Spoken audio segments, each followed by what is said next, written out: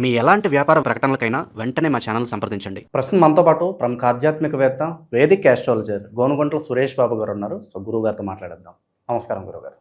ఓం గం గణపతయే నమః. స్వర్ణలక్ష్మి నమస్తే అస్తు. పరబ్రహ్మ స్వరూపిణి రాజ్యం దేహి ధనం దేహి సర్వకామాంచ దేహి మే. గురుగారు, శ్రీ పరాభవ నామ సంవత్సరంలో మరి కర్కాటక రాశి వాళ్ళకి ఈ కొత్త సంవత్సరం అంతా ఏ విధంగా ఉండబోతుంది? ఉగాది షడ్రుచుల్లో ఎక్కువగా ఏ రుచి ఎక్కువగా వీళ్ళకి తగిలే అవకాశం కనిపిస్తుంది? ఎటువంటి జాగ్రత్తలు తీసుకోవాలి ప్రత్యేకంగా? సో మణికంఠ గారు, మీరు అడిగే క్వశ్చన్ చాలా బాగుందండి. ఉగాది పచ్చడితో స్టార్ట్ చేశారు. ముందుగా ముందుగా మనం రాసులకు వెళ్ళే ముందు ఈ యొక్క సంవత్సరం యొక్క మీనింగ్ తెలుసుకుంటే మన టోటల్గా ఓవరాల్ థీమ్ మనకు తెలిసిపోతుంది. ఒక థీమ్, మన మూవీలో థీమ్ మనం చూసుకుంటాం. అదేంటి, ఫిక్షనా లేకుంటే రకరకాలు వస్తున్నాయి కదండి, లేదంటే ఓల్డ్ రాజులకు సంబంధించిన మూవీనా, లేదంటే ఫ్యామిలీ ఓరియంటెడ్ థీమ్ తెలుసుకుంటే మనకి కొంచెం గెస్ పెరుగుతుంది అనమాట. ఫస్ట్ ఈ సంవత్సరాన్ని యొక్క పేరు శ్రీ పరాభావన సంవత్సరం అని పెట్టారు. పరాభవం అంటే మనందరికీ తెలుసు, ఇది కొంచెం పాత మాట.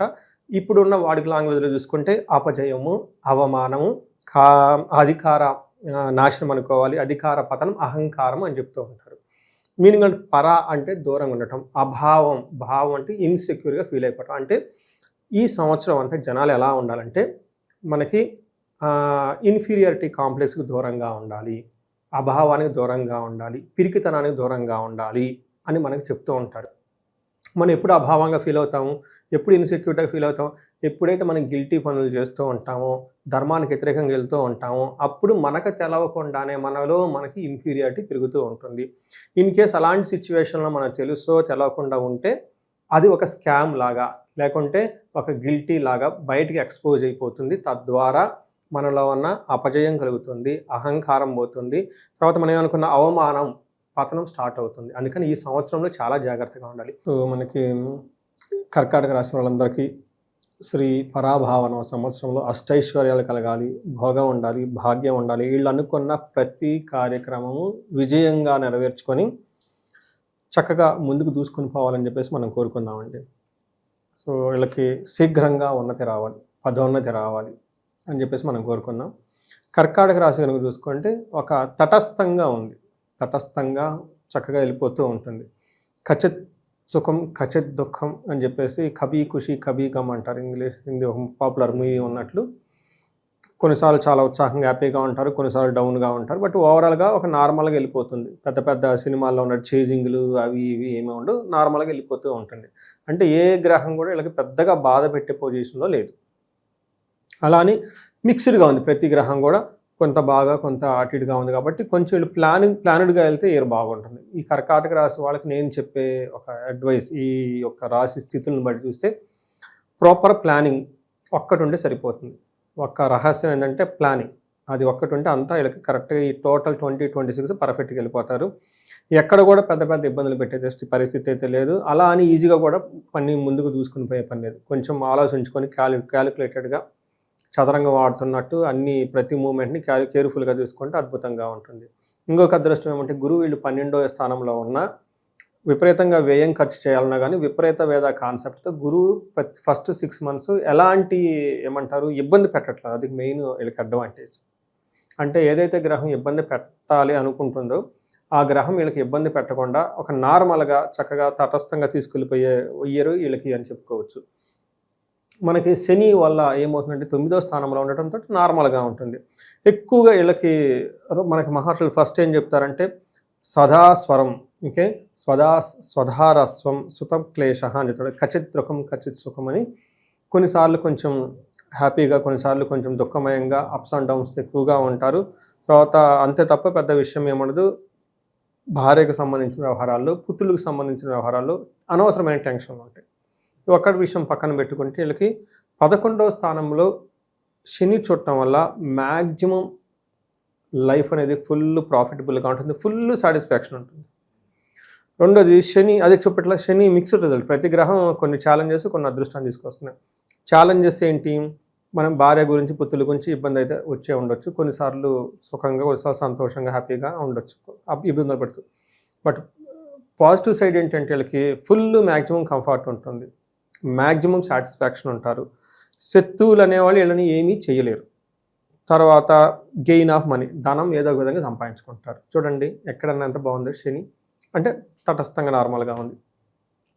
వీళ్ళకి గురువు కూడా ఇలానే ఉన్నారు. గురువు వీళ్ళకి ఫస్ట్ 12వ ఇంట్లో ఉన్నప్పటికి కూడా మనకేమంటారంటే శుభకార్యాలు చేయటం ధనం ఎక్కువ ఖర్చు పెట్టడం అని చెప్తూ ఉంటారు. అంటే మనకి శుభమూలో వ్యయచ్చైవ అంటారు. శుభమూలో వ్యయచ్చ శుభకార్యాలు చేయటం వల్ల విపరీతంగా ఖర్చులు అవుతూ ఉంటుంది. శుభకార్యాలు అంటే ఏంటి? పెళ్ళిళ్ళు, తర్వాత ఇల్లు కొనుక్కోవటం, ఏదన్నా నగలు కొనుక్కోవటము, ఇలాంటి ఏదన్నా, లేదంటే హైయర్ ఎడ్యుకేషన్కి వెళ్ళటము, ఫారిన్ వెళ్ళటం, ఇలాంటి విషయాలు చేయటం వల్ల ధనం ఖర్చు అవుతుందని చెప్తూ ఉంటారు. అయితే స్థాన భ్రష్టత్వం, కొన్నిసార్లు ఉద్యోగంలో కూడా ఆటంకాలు వచ్చే అవకాశం ఎక్కువగా ఉంటుంది అని గమనించుకోవాలి. అయితే పాజిటివ్ ట్రెండ్ ఏంటంటే వీళ్ళు హైయర్ ఎడ్యుకేషన్ గురించి వెళ్ళే వాళ్ళకి బాగా కలిసి వస్తుంది. ఎడ్యుకేషన్ గురించి ఎక్కువగా కనుక ఫోకస్ చేస్తే బాగా కలిసి వస్తుంది. హెల్త్ విషయంలో చాలా రోబస్ట్, స్ట్రాంగ్గా ఉంటారు. చూడండి, గురువు అలా మిక్స్డ్ రిజల్ట్ తీసుకొస్తూ ఉన్నారు. నెక్స్ట్ గురువు వీళ్ళకి జూన్ తర్వాత 11 మనకి జన్మరాశిలోకి వెళ్తూ ఉన్నారు కర్కాటక రాశి వాళ్ళకి. అగైన్ ఇక్కడ కొంచెం ఛాలెంజెస్, కొంచెం ఆపర్చునిటీస్ ఉన్నాయి. ఫస్ట్ వీళ్ళకి పాజిటివ్ ఏంటంటే ఇంట్లో పిల్లలు కావాలనుకున్న వాళ్ళకి రైట్ టైం పిల్లలు పుట్టే అవకాశం ఎక్కువగా ఉంటుంది. పెళ్లి కానీ వాళ్ళకి పెళ్ళయ్యే అవకాశం ఎక్కువగా ఉంటుంది. తీర్థయాత్రలు విపరీతంగా చేసేస్తారు. అన్ని విధాలా బాగుంటుంది. అయితే ఈ టైంలో అంటే వీళ్ళ జన్మరాశిలోకే గురువు వస్తూ ఉన్నాడు కర్కాటక రాశిలోకి. గురువు ఉచ్చ స్థానంలోకి వెళ్తూ ఉన్నాడు. కర్కాటక రాశిలో గురువు ఉచ్చ స్థానంలో ఉంటాడు. కానీ ఇది జన్మరాశి. ఇక్కడ మనకేం చెప్తారంటే రాముడు తన సొంత రాజ్యాన్ని వదిలిపెట్టేసి తండ్రి గురించి దూర ప్రదేశానికి వెళ్తారు అని చెప్తారు జన్మరాశిలో ఉండటం వల్ల. మనకి రామాయణం చదువుకునేటప్పుడు వీళ్ళకు కూడా జన్మరాశిలో రావడంతో ఒక మంచి కార్యక్రమం గురించి దూరంగా వెళ్ళే అవకాశం ఎక్కువగా ఉంటుంది. అంటే ఫారిన్ లేదంటే దూరంగా జాబ్ చేయటం, ఎక్కడో దూరంగా వెళ్ళే అవకాశం ఎక్కువగా ఉంటుంది మనకి చెప్తూ ఉంటారు. ఇక్కడ అగైన్ మనకి జూపిటరు కొంచెం ఛాలెంజెస్ని, కొంచెం ఆపర్చునిటీస్ని ఇస్తూ ఉన్నారు.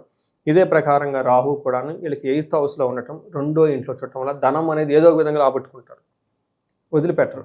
కానీ ఏం జరుగుతుందంటే వీళ్ళకి శారీరకంగా బాధలు, మానసిక చింతలో ఉండే అధికారం ఎక్కువగా ఉంటుంది. పై అధికారుల నుంచి అనవసరమైన ఒత్తిడి, దూర ప్రయాణాలు చేసే అవకాశం ఎక్కువగా ఉంటుంది. ఇది అగైన్ మిక్స్డ్. అంటే ఏది చూసుకున్నా కానీ వీళ్ళకి ఒక రకంగా ఒక ఛాలెంజ్తో పాటు 2-3 అదృష్టాలు, ఒక ఛాలెంజ్తో పాటు 2-3 ఆపర్చునిటీస్ ఇలా తీసుకొచ్చి ఉంది. కాబట్టి ఓవరాల్గా ఒక తటస్థంగా నార్మల్గా ఉండి చిన్న చిన్న ప్రాబ్లమ్స్ ఉంటాయి తప్ప పెద్దగా ప్రాబ్లమ్స్ అవన్నీ ఏమి ఉండవని మనం గమనించుకోవాలి. ఇందాక చెప్పడం ఒకటి మర్చిపోయాను. ఇందులో ఉన్న నక్షత్రాలు పునర్వసు 4వ పాదం, పుష్యమి 1, 2, 3, 4 పాదాలు, ఆశ్లేష 1, 2, 3, 4 పాదాలు. రెండోది ఉగాది రాశి ఫలాలు అనగానే ఇది ఎడిటింగ్లో కొంచెం ముందేస్తే వేయండి. ఆదాయం 2, వ్యయం 11, రాజ్యపూజ్యం 4, అవమానం 7.